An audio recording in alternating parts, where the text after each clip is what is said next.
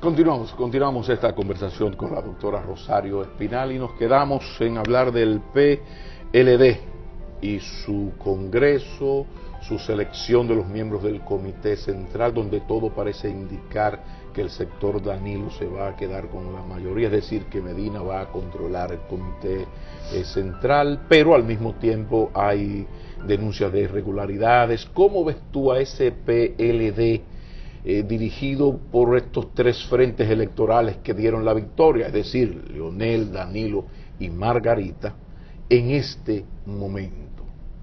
A ver. Bueno, las votaciones en el Congreso ahora iban a marcar algo. Había que darle también una cierta intriga al proceso, y la intriga ha sido quién gana, Danilo o Leonel, y indiscutiblemente la política es lucha de poder. O sea, esa es la definición de política, es una lucha de poder. Eso no es nada malo. Para alcanzar el poder. Exactamente, esa es la política, esa es la esencia de la política, es una lucha por el poder. Lo que diferencia la política es para qué se quiere el poder. O sea, eso es lo que diferencia la política. Pero ¿Qué tú vas a hacer con ¿Qué tú vas a hacer con el poder? Pero la política es lucha de poder. Entonces, un proceso convencional o de un congreso donde se van a elegir representantes a las instancias fundamentales de dirección de un partido, sí, es una lucha de poder, y eso es lo que estamos viendo. Asumir que todo va a transcurrir sin que no haya ninguna confrontación, yo creo como que es muy difícil, porque todos esos candidatos que están peleando, pues habrá mucho descontento, porque la mayoría no va a ser electo, solo una proporción, qué sé yo, 15%, algo así, de los que se presentaron en candidaturas van a ser realmente electos al comité central. Así que veremos, o sea, uno ha visto ya pataleos y demás. Pero el agua, la sangre no llegará al río. ¿Tú estás de acuerdo conmigo en que la sangre no llegará al río? Totalmente de acuerdo. Que el comité político resuelve eso. Totalmente de acuerdo, porque lo que sucede es que en la dirección del PLD, aunque hay intereses diferentes y aunque haya confrontación, hay mucha cohesión. O sea, el mensaje que ellos envían hacia abajo es que ellos pactan arriba, acuerdan arriba y emiten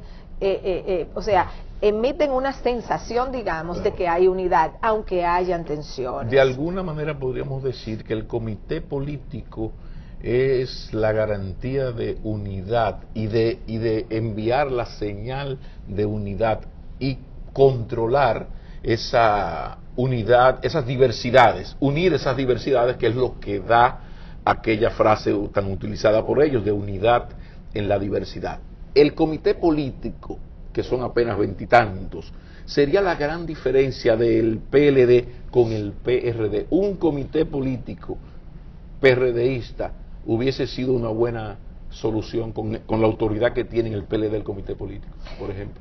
Claro, el comité político del PLD es lo que le da la unidad al partido. O sea, ellos desde ahí, ahora, que hay problemas porque se han mantenido en el poder, porque no hay circulación de la élite partidaria, eso podemos criticarlo. Porque donde está el punto aquí es que ellos han estado cohesionados sin cambiar sujetos. Entonces, es una especie de caudillismo colectivo, aunque hay caudillismo personalista también. Pero está buena esa. Caudillismo colectivo. Anótelo por ahí. El comité político del PRD, dice el autor Espinal. Caudillismo colectivo. Esa está buena. Aunque existe el caudillismo personalista también, porque se ha planteado en el caso, por ejemplo, de Leonel Fernández, que tuvo más tiempo forjando un liderazgo, etcétera. Pero yo pienso que por encima de los individuos en el PLD predomina eso que yo acabo de llamar un caudillismo colectivo. Y le estoy llamando caudillismo porque no ha habido renovación. Incluso ahora, con el Congreso, lo que ellos están haciendo es agrandando un poquito el tamaño. Nadie se va. O sea, nadie se va del comité central, nadie se va del comité político. Y comité político más importante porque el comité central no ha estado funcionando. No. O sea, ha estado bastante ellos no lo convocan mucho. ¿Quién es de diseño, decoración. Quien se reúne regularmente es el comité político. Totalmente. Entonces, ese grupo es el que traza las pautas de ese partido. Entonces, ellos lo que han hecho es, bueno, vamos a traer varios más. Vamos a agrandar un poquito la casa porque este partido ha crecido mucho. Entonces vamos a dar la sensación de renovación a través de agrandar un poquito el comité central y agrandar un poquito el comité político. Pero todo el que está se queda. Entonces, ¿qué es lo que sucede con el PLD? Volviendo un poco a la comparación que hacíamos en el segmento anterior con los otros partidos. El PLD, y tú decías, parecían muchachitos religiosos. Testigos de Jehová. Testigos de Jehová. Saludos a Wilton Guerrero y a Iván. ¿Qué pasa? Cuando ya Bosch entra en su fase final de enfermedad, que estos muchachos jóvenes, educados en ese partido de cuadros, asume el liderazgo. Estos muchachos eran todos de clase media, media baja. Entonces, que es una gran diferencia con el reformismo y con el PRDismo. El reformismo y el PRDismo, que fueron las dos grandes fuerzas políticas dominicanas, aglutinaban personas de todos los estratos sociales, no el PLD. El PLD, cuando uno lo ve sociológicamente hablando, el reformismo y el PRD eran partidos multiclasistas. Mariotti y Eduardo Selman eran los únicos que tenían cuarto en el año 74 en el PLD. Exacto. Ya lo dije. Entonces, el PLD era esencialmente un partido pequeño de cuadros y de grupos de clase media y clase media baja. Esa era la estructura social del PLD.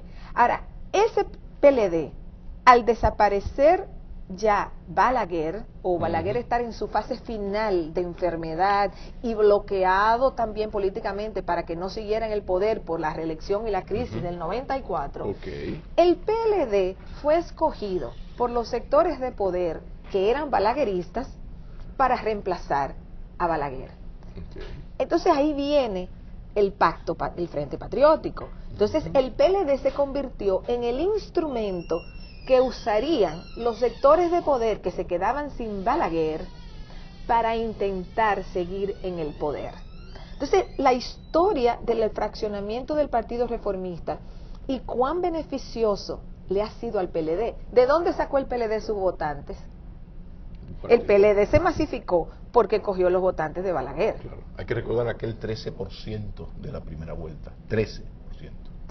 Entonces el PLD se masifica. En el 86 el PLD saca el 18% de los votos, era un partido pequeño. Entonces el PLD se masifica a partir del 96, porque en el 90 le cogió votos al PRD, porque el PRD estaba tan mal que el PLD le quita votos al PRD, pero esos votos volvieron. Entonces el PLD se masifica con los votos de Balaguer. Y de ahí viene el PLD conservador que nos ha sorprendido tanto a tantos. Exactamente, el PLD se desnaturaliza en el poder porque no hace lo que supuestamente iba a hacer según su misión que había indicado Bosch. Entonces lo que el PLD hace es que reemplaza a Balaguer en el poder y se convierte en el partido mediante el cual los sectores de poder tradicionales vinculados al balaguerismo se reposicionan y vuelven al poder. De ahí la alianza que tiene el PLD con esos partidos de derecha que fueron aliados de Balaguer y con el mismo partido reformista que, aunque se fue despedazando, siempre se fue quedando vinculado en su gran parte al PLD. ¿Por qué? Porque era la forma de ellos seguir devengando recursos del Estado. El reformismo se desarrolló en el gobierno y para seguir devengando beneficios del gobierno se alió al PRD. Podríamos decir entonces que el PLD se ha convertido en fundamentalmente en el partido conservador del país, con un agravante, que no hay partido liberal como lo que era el PRD en los 70, porque el PRD es lo mismo pero en caos, pero la misma ellos se van. Exactamente. Lo que ha sucedido aquí es que el PRD fracasó como partido liberal, porque el PRD fracasó como partido liberal y se volvió un partido conservador, pero un partido conservador que no ha sido funcional a los sectores de poder por su propio caos, ¿verdad? Entonces, al PRD no serle funcional a los sectores de poder por lo que hablábamos anteriormente, de su propia lógica caótica, entonces el PLD, que era un partido pequeño de cuadros disciplinados, le ha sido mucho más beneficioso a los sectores de poder. ¿Cuál ha sido el intercambio que se ha dado? Que este partido pequeño de cuadros, de personas de capas medias y medias bajas, muchos de ellos al estar en el poder por tanto tiempo, se han enriquecido, viven bien, cambiaron su estatus de clase. Realmente cambiaron su estatus de clase, a cambio de responder a los intereses de los sectores tradicionales de poder del país. En ese proceso, el PLD también se hizo un partido conservador. Entonces, en la sociedad dominicana, y yo creo que eso es una repetición histórica, En la sociedad dominicana, los proyectos liberales siempre han fracasado, o sea, se han hundido, porque los sectores de poder conservador siempre han tenido mucho más visión y mucho más inteligencia para orquestar un proyecto desde el poder. Eso nos podría dar otro programa, Duarte, Espaillat, Bosch. Sí. Con esos tres Incluso, tenemos un programa, lo vamos a coordinar. Y puede incluir incluso al mismo Peña Gómez en todo eso. Sí, pero como no llegó a la presidencia. Claro, no llegó a la presidencia. Pero vamos a hacer una cosa. Debemos ir, ¿sabe? La cosa está difícil, muy difícil. Ajá. Entonces hay que darle cariño a los anunciantes.